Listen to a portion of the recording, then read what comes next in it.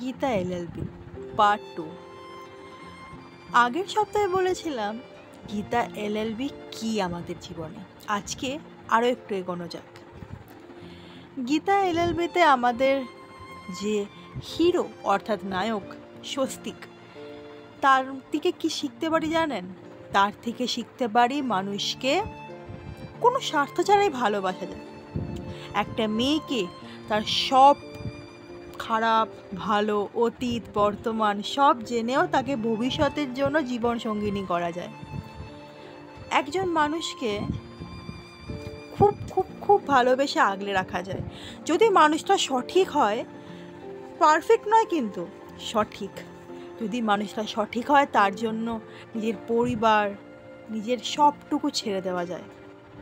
শুধুমাত্র তাই নয়, যদি মানুষটা সঠিক হয় সৎ হয় তার জন্য পুরো দুনিয়ার সঙ্গে লড়া যায়। যদি মানুষটা উদ্দেশ্য সঠিক থাকে না, মানুষটাকে ভালোবাসতেই হয়। একটা মানুষকে কোনো স্বার্থ ছাড়া কেবল ভালোবেসে যাওয়া যায়। এছাড়াও দেখেছি একজন দিদিকে, যেই দিদি কি বলবো তাকে, যেই দিদি স্বার্থপর হওয়া সত্ত্বেও তার বোন কিন্তু স্বার্থপর নয়। আমাদের আশেপাশে অনেক ভাই বোনদের মধ্যেই আমি দেখি স্বার্থপরতা থাকে, কিন্তু এই সিরিয়ালের মাধ্যমে একটা শিক্ষা পাই যে উভয়কে সবসময় হিংসা করবে বা উভয়ই স্বার্থপর হবে, এমনটা সবসময় সঠিক নয়। কোনো সময় গীতা যতই করুক না কেন তার দিদির মন ভালোবাসা কোনোটাই সে পায়নি। এটা খুবই দুঃখজনক, খুবই কষ্টের। এছাড়া জানতে আরেকটা জিনিস আমরা শিখি, সেটা হচ্ছে জোর করে কিছু পাওয়া যায় না। সেটা সম্মান হোক, ভালোবাসা হোক বা কোনো মানুষ হোক। আসলে কোনো মানুষকে না অর্জন করার জিনিস না, কোনো মানুষ কোনো বস্তু না যেটা আমরা অর্জন বা উপার্জন করতে পারি। একটা মানুষ সে একটা মানুষই, তাকে ভালোবাসা দিয়ে স্নেহ দিয়ে একটা গাছের মতো করে বড় করা যায়, কিন্তু জোর করে তার ডালপালা বেঁধে তাকে অর্জন করে তাকে বেঁধে ফেলা যায় না। না তার মনটাকে বেঁধে ফেলা যায়, না তার শরীরটাকে। আমরা কেবল একটা মানুষকে একটা গাছের মতো ভালোবেসে জল হাওয়া দিয়ে বাড়তে দিতে পারি, এর থেকে বেশি কিছু পারি না। এছাড়া আমরা শিখতে পারি সৎ।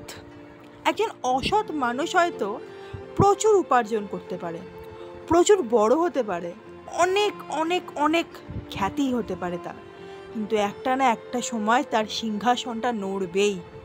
একটা না একটা সময় আসবে যখন তার সিংহাসনটা নড়ে যাবে এবং তার এই ফেক মুখোশটা সবার সামনে খুলে যাবে। কিন্তু একজন সৎ মানুষের ক্ষেত্রে কিন্তু এমনটা হবে না। একজন সৎ মানুষ সৎই থাকবে। তার অনেক কষ্ট, সে খেতে পাচ্ছে না, সে ঠিকঠাক হয়তো পরার জন্য তার পোশাক নেই, কিন্তু সে তার প্যাশন, সে তার কাজের সাথে সৎ, সে মানুষের ভালো করতে চায়, ব্যাস এটাই যথেষ্ট। এগুলো যদি আমরা শুনেছি যে টিভিতে দেখতে ভালো লাগে, একদম টিভিতে দেখানো কেন হয় জানেন? যাতে আমরা সঠিকটা শিখতে পারি, যাতে আমরা আসলটা গ্রহণ করতে পারি, খারাপটা বর্জন করতে পারি। তাই বলবো যে সৎ থাকতে হয়তো কষ্ট হতে পারে, কিন্তু সততা একটা মনে শক্তি দেয়, যে শক্তি আমাদেরকে বেড়ে উঠতে অনেক সাহায্য করে, যে শক্তি আমাদের অনেক অনেক নাম করতে সাহায্য করে। তাই বলবো সৎ থাকুন, মানুষকে গাছের মতো বাড়তে দিন, ভালোবাসলে নিষ্পাপভাবে বাসুন, তাকে তার খারাপ ভালো সবটা নিয়ে তাকে আগলে রাখুন এবং অনেক এগিয়ে যান। নমস্কার।